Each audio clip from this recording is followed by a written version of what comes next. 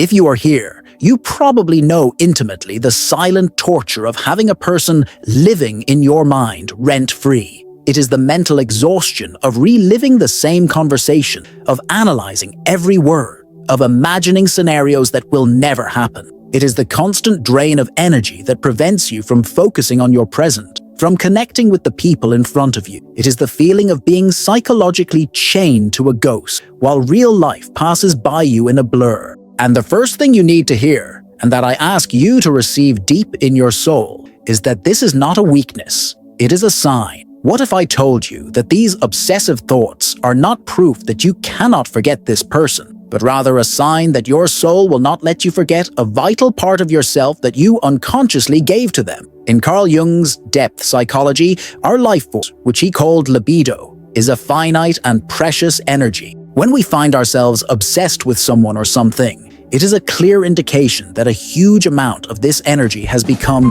hooked up, invested in a complex, a web of emotion, memories, and ideas that is now symbolized by the image of that person. You are not just thinking about them, you are actively nurturing a part of your own psyche that is in exile. Imagine that your soul is a vast and rich kingdom, and that a priceless jewel of power from your treasury, perhaps the jewel of your joy, your courage, or your sense of worth, has been given to a special visitor. The visitor has departed, but the jewel remains with him. The obsessive thoughts that haunt you are not the problem. They are the scouts of your royal army, the messengers who return to the castle each day to report, with desperate loyalty, the exact location of your lost jewel. They are the sign of your most sacred rescue. This video will not give you a mental trick to stop thinking about this person. It aims to give you something much deeper and more permanent. It will give you the map to understand why your energy got stuck,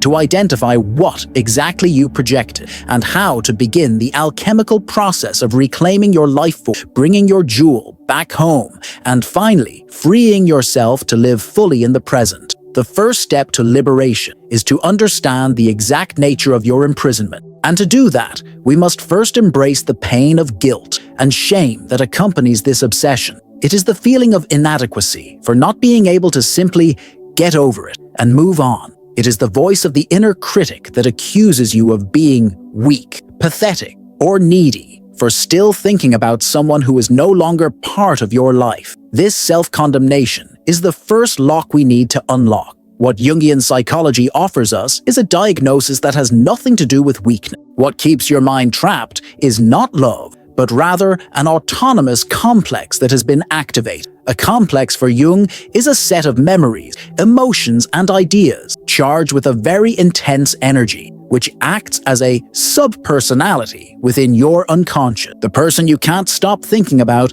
has become, for a number of reasons, the visible face, the perfect hook on which this complex, which already existed within you, has hung. And here is the revelation that returns all the power to your hand. You are not obsessed with the real person of flesh and blood, with all their flaws and qualities. You are being, on a psychic level, possessed by a part of your own soul that is using the image of this person to desperately draw your attention to a wound or an unresolved potential. When we understand this, the focus of the issue changes radically. It stops being a problem of love or external rejection, and becomes an internal phenomenon. And if the problem is within you, the solution is also there. To begin diagnosing which complex has been activated, we invite you to do a core feeling mapping. Take a deep breath and ask yourself with complete honesty, beyond longing or anger, what is the main emotion or state of being that the image of this person evokes in me? Is it the feeling of finally having arrived home?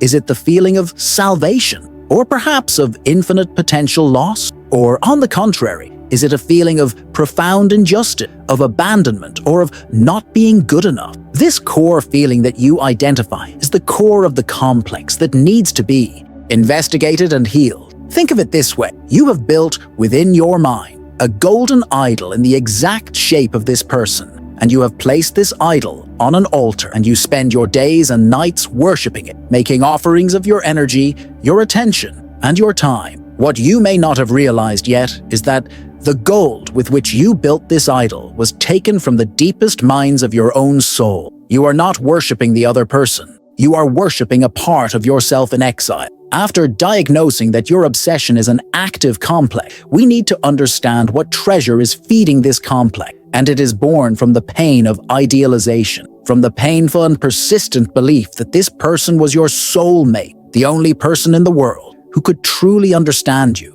And the consequence of this belief is the despairing conclusion that, without it, your life will forever be incomplete, gray and dull. Jung's theory explains to us that this feeling of soulmate is, in fact, a massive projection of our anima, the image of our inner feminine soul if we are men, or of our animus, the masculine counterpart if we are women. The person who haunts us and whom we cannot forget is the one onto whom we have successfully projected not only this idealized image of the soul, but also our greatest and most admirable potential that we have not yet had the courage to develop within ourselves. And here is the most liberating break in expectation that you will ever hear in your entire life. Pay close attention. You do not miss them. You miss yourself when you were in their presence. You miss your own courage that only appeared when they inspired you. You miss your own joy, which seemed more alive around them. You miss your own creativity, your peace, or your sense of purpose that could only surface through the perfect mirror that they represented to you. Your obsession, deep down, is a longing for yourself. To begin the process of reclaiming this treasure, we invite you to take an inventory of potential. Grab your notebook. Honestly list the 3 most magnificent, most admirable qualities that you believe this person possesses or represented to you. It could be strength, freedom, sensitivity, intelligence, whatever. Now, next to each of these qualities, write the following sentence as a decree to your soul. This is a quality of my own soul that is waiting to be developed and integrated by me. Read this sentence out loud. Feel the power to claim what is rightfully yours. Think of your soul as an extremely powerful flashlight capable of illuminating the darkest path. But at some point in your journey, instead of holding that flashlight to light your own path, you handed it over to that person. And now you walk in the dark, stumbling, with your eyes fixed on the light that it carries in the distance, a light that guides you and tortures you at the same time. And you spend your days obsessed with that light, without realizing the most fundamental truth of all. The source of energy, the battery of that flashlight, has always been and always will be inside you. Once you understand that you miss a part of yourself, we need to understand why your mind insists on reliving that loss so repeatedly. It is the anguish of the mental looping, the maddening feeling of being stuck in a cycle, reliving the same conversation, feeling the same emotion, and exploring the same what-if scenario, like a scratched record that plays the same part of the song over and over again without ever moving on. And this repetition drains you and prevents you from creating new memories. What is happening here is the manifestation of the most fundamental drive of our psyche, the drive for wholeness. And it aligns perfectly with a principle of psychology known as the Zeigarnik effect, which shows that our minds remember unfinished tasks with much, much greater intensity than completed tasks. Your obsession, then, is a clear sign that a crucial emotional or developmental task that was started through your relationship with this person has been left half done, and your soul, in its relentless pursuit of completion, refuses to let go of this matter. And here is the revelation that can turn your frustration into purpose. Your mind is not trying to torture you, it is trying to graduate you. The experience with this person was an essential course in your soul's curriculum of learning. Maybe the course was about learning to set boundaries. Maybe it was about the value of self-love, or a master's degree in letting go. And because for some reason you didn't pass the final test, your psyche, like a dedicated teacher, keeps bringing the tutor, the image of the person, back for remedial lessons in your mind, hoping that this time you will finally learn the lesson. To discover what that pending course is, the invitation is to an inquiry of radical honesty. Ask yourself, if this entire experience with this person were a class in the school of life, what would the course be called? Would it be Emotional Courage 101? Or maybe The Value of Self-Love? Or a master's degree in letting go? And then dig deeper. What was the final test in this class that I failed or avoided? The answer to that question holds the key to your liberation. Think of your soul journey as a video game, and right now, you're stuck in a level, facing the same boss over and over again. And that boss has the face of the person you can't stop thinking about. You've tried to fight the boss with brute force. You've tried to run away from him, but you always end up back in the same. The way to pass a level is not by trying to destroy the boss or by running away from him. It's by observing him. It's by learning his attack pattern. It's by mastering the specific skill that boss requires of you in order to be defeated. The moment you learn the lesson and master the skill, the boss becomes irrelevant and the door to the next level opens. After all this diagnosis, after understanding the nature of the complex, the lost treasure and the unfinished lesson, the pain of helplessness arises. It is the desperate desire for a tool, for something practical and concrete that can be done to finally break the spell, cut the invisible thread that binds you to this person, and begin to feel real and lasting relief in your daily life. And this tool exists.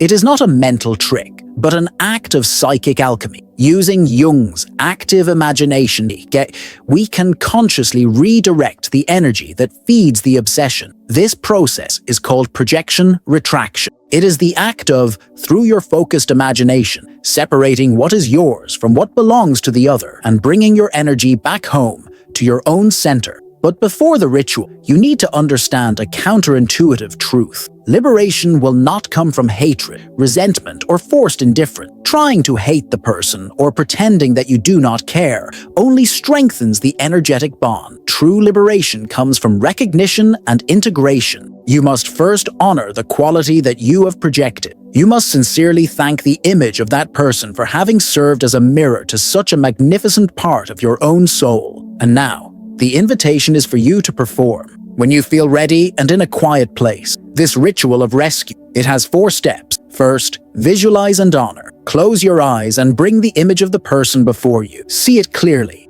And then, see it shining with that magnificent quality that you so admire in it, as if it were a jewel, a sphere of golden light on your chest, and sincerely thank it for having carried and shown you this quality of its own. Second, separate the symbol of the person. Now, with the power of your intention, see this sphere of golden light separate from the person's body. Understand that this light, this quality, is not the person. It is an energy that was temporarily with them, but that does not belong to them. See the clear distinction between the person and your projected energy. Third, claim your energy. This is the moment of redemption. With a sense of entitlement and belonging, command this sphere of golden light to slowly float out of the other person's space and into your own chest, and feel it enter you, filling the void. Feel the warmth, the fullness, the sense of a part of you that was exiled finally coming home. And fourth, see the human. Look again at the image of the person in front of you.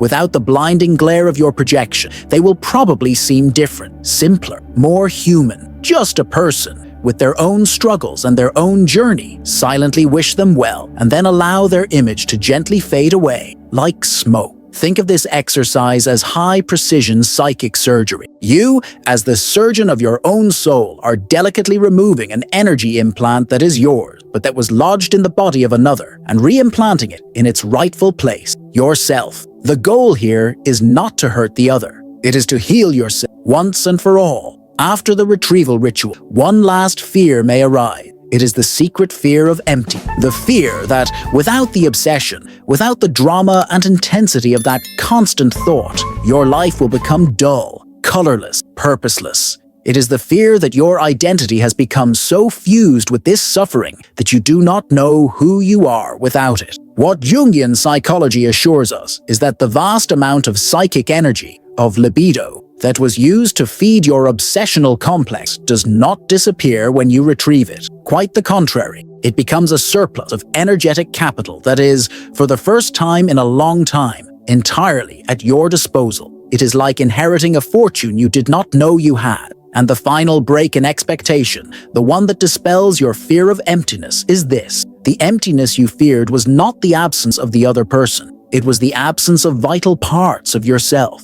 And when that energy, when those parts come home, the result is not the silence of empty, but an explosion of life. It is mental clarity that emerges. It is new creative ideas that begin to bubble up. It is the desire to take care of your body, to reconnect with old friends. It is a new motivation to build your own life and a natural attraction to people and situations that now resonate with your most whole and vibrant self. To direct this new strength, the invitation is to redirect the libido.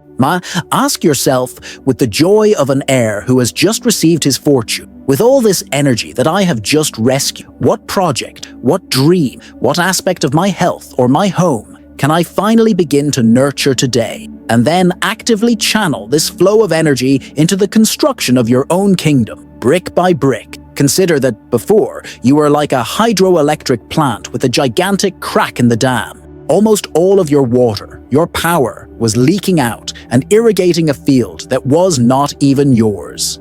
The ritual of rescue was the act of finally repairing this dam. And now, with your reservoir full and overflowing, you have the power not only to light your own home, but to generate enough energy to light an entire city. We journey together today from the prison of an obsessed mind to the freedom of an entire soul. We have transformed the perspective of a victim of an obsession into that of a powerful alchemist who had the courage to step into the dark to retrieve his own gold. And the central truth that I hope will remain in your heart is this: the person you could not forget was not your destiny. He was your map. He was the messenger that your soul, in its infinite wisdom, hired to show you with painful precision exactly where you had lost your. For the ultimate goal of the psyche, as Jung showed us, is individuation, the journey to become whole. And every neurosis, every obsession, every symptom is, in fact, a call from ourself, an urgent invitation to return to the path of our own wholeness. Thank the ghost. His mission has been perfectly accomplished. He has forced you to undertake the most sacred journey of all, the journey back home.